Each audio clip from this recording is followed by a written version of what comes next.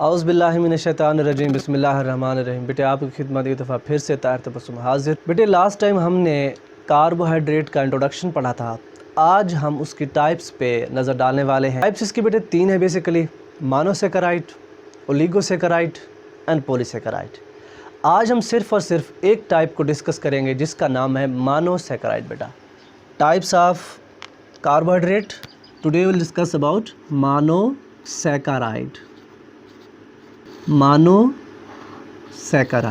अब बेटा monosaccharide loves what is saccharide, what does its mean saccharide? It's originally came from saccharon. Word saccharide came from saccharon which means sweet in taste. So beta, on the basis of these types we will discuss about, first of all we will discuss about its characteristics. What are the basic characteristics of monosaccharide? These are given below. They are sweet in taste, they are easily soluble in water,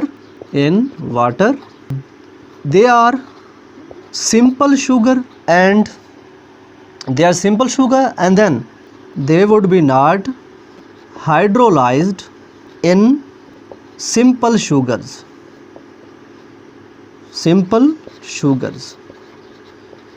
What does it mean bete? Soluble, they are easily soluble in water and they would not be hydrolyzed into more simple sugars. Remember, all the carbon atoms would have hydroxyl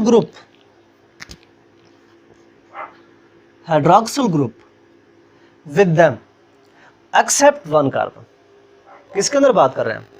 यही कि monosaccharide के अंदर जो इसका structure होगा उसके अंदर जितने भी कार्बन्स होंगे उनके साथ साथ तमाम कार्बन के साथ हाइड्रोक्सिल ग्रुप लगे होंगे बेटे, यानी कि OH ग्रुप लगे होंगे। बट एक कार्बन के अलावा उस एक कार्बन के ऊपर या तो लगा होगा अल्डिहाइड ग्रुप बेटे, या लगा होगा कीटो ग्रुप। अब अल्डिहाइड क्या बनाएगा जाके, कौन सी शुगर जाके बनाएगा? Aldo sugar.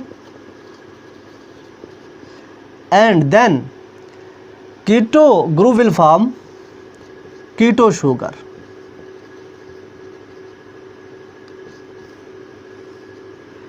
ये ग्रुप कीटो को जो ग्रुप है किसको शो ऑफ कर रहा है? अल्डिहाइड को। इस तरह से बेटे हमने जस्ट अभी किस चीज़ को डिस्कस किया है? कैरेक्टरिस्टिक्स को। किसकी कैरेक्टरिस्टिक्स? मोनोसैकेराइड की। अब नेक्स्ट जो है बेटे वो हम इंशाल्लाह इसकी टाइप्स पे जाएंगे। सबसे पहले हमें पता होना चाहिए इसके जनरल फार्मूला का। What is the general formula of monosaccharide? That will be CH2O whole N, where N is whole number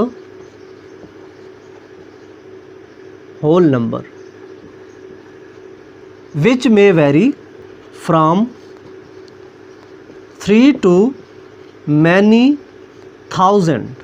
अब इसका क्या मानिए बेटे कि ये जो जनरल फार्मूला हमने नोट आउट किया है CH2O होल N, अब यहाँ पर N होल नंबर है, इसका मतलब कार्बन नंबर यूजुअली जो बेटा है वो 3 to many हो सकते हैं, 3 to many thousand हो सकते हैं। On the basis of this formula, we will discuss about the types of monosaccharide. Types of monosaccharide. Types of ये बेटे on the basis of number of carbon vary कर सकते हैं। हमने कहा है ये क्या हो सकती है बेटे? Triosis. What does it mean? It's mean having 3 carbon. याद रखिए बेटा ट्राइओसिस वो होंगे जिनके अंदर 3 कार्बन पाए जाएंगे। अब हम मिसाल देते हैं पॉलीहाइड्रॉक्सी एल्डिहाइड या ग्लाइसरल एल्डिहाइड, उसका बेटा मिसाल दे सकते हैं हम ग्लाइसरल एल्डिहाइड। एंड जो कीटो, ये तो हमारे पास हुई एल्डो शुगर की बेटे, और जो कीटो की होगी बेटा वो होगी डाईहाइड्रॉक्सी एसीटोन। ये हमने मिसाल पढ़ी है बेटा किसकी? ट्रायोसिस की। याद रखिए बेटा, ये जो दोनों टाइप्स हैं ये मेनली कब फार्मुलेट होती हैं, कब बनती हैं, क्योंकि ये इंटरमीडिएट कंपाउंड हैं बेटे, और ये बनते हैं कब, जब फोटोसिंथेसिस का अमल होता है, सिंथेसिस या रिस्पायरेशन। रिस्पायरेशन और फोटोसिंथेसिस वो दो अवामिल हैं जिनकी वजह से क्या बनते हैं, ये जो हमारे पास ट्रायोसिस 3 कार्बन वाले कंपाउंड्स हैं। फिर हमारे पास आता है बेटा टेट्रोसिस। What does its mean? Having 4 carbon. अब इसके स्ट्रक्चर के वो मोनोसैकेराइड जिसके अंदर 4 कार्बन हो बेटा, वो क्या कहलाएगा? टेट्रोसिस। याद रखिए बड़ी मज़े की बात यहाँ पर, tetroses are very rare in the nature. These are only found in some bacterias. They are very rare in the nature,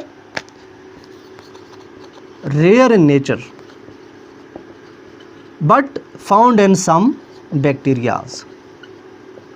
ये जो टेट्रोसिस है बेटा, 4 कार्बन वाले मोनोसैकेराइड्स हैं, ये नेचर के अंदर बहुत कम पाया जाता है और सम बैक्टीरियाज के अंदर बेटा ये एग्जिस्ट करते हैं, इसलिए हम इसको बेटा कहते हैं ये रेयर है। And other one is, next one जो है बेटे वो क्या होगा? पेंटोसिस।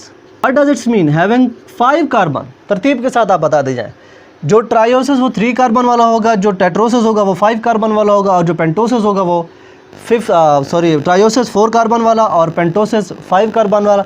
इसी तरह से हेक्सोसिस 6 कार्बन वाला, हेप्टोसिस 7 कार्बन वाला, ऑक्टोसिस 8 कार्बन वाला, एंड सो ऑन। अब पेंटोस की जब बात करते हैं बेटे, पेंटोस के अंदर हमें अक्सर जो मिसालें देखने को मिलती हैं वो राइबोज शुगर की है, राइबोज शुगर की। अब वो राइबोज शुगर अगेन बेटा वो एल्डो भी हो सकती हैं और वो कीटो शुगर भी हो सकती है।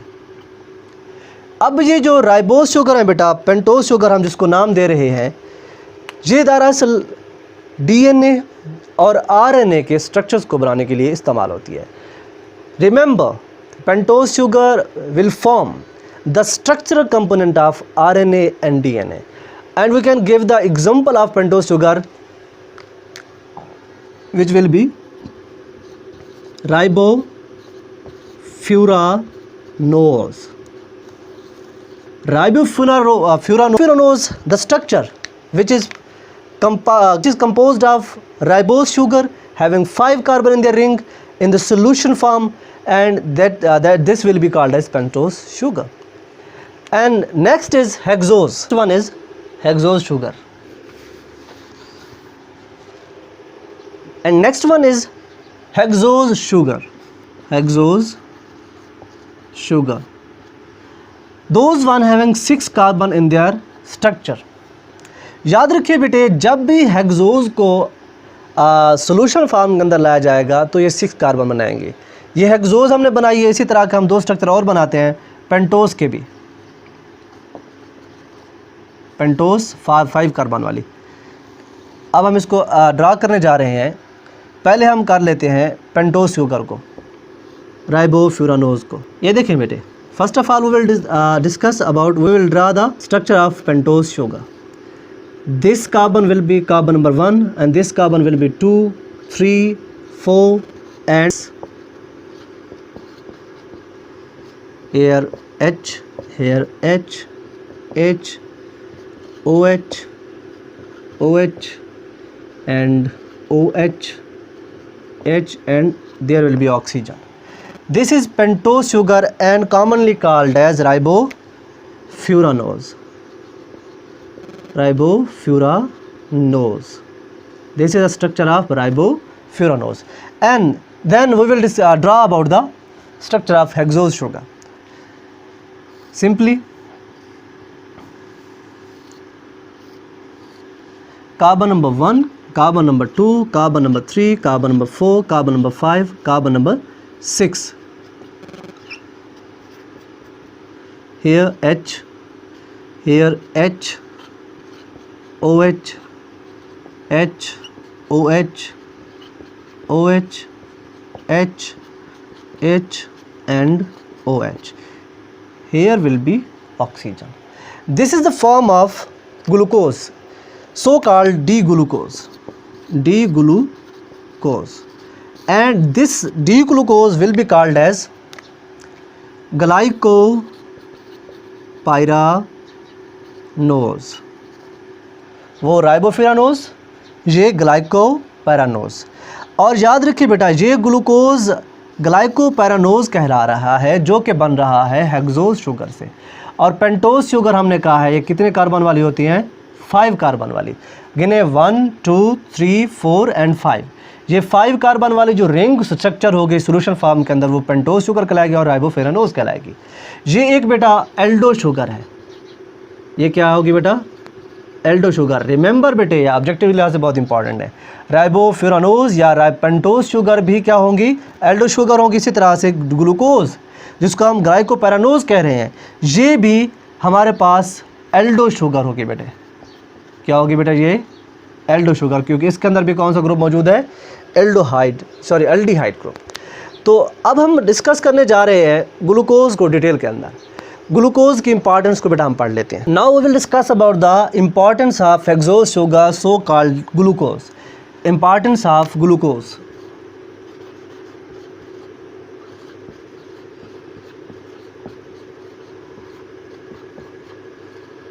Importance of glucose.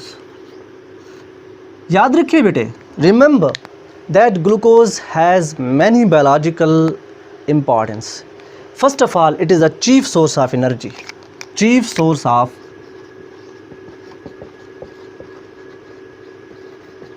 energy. For what?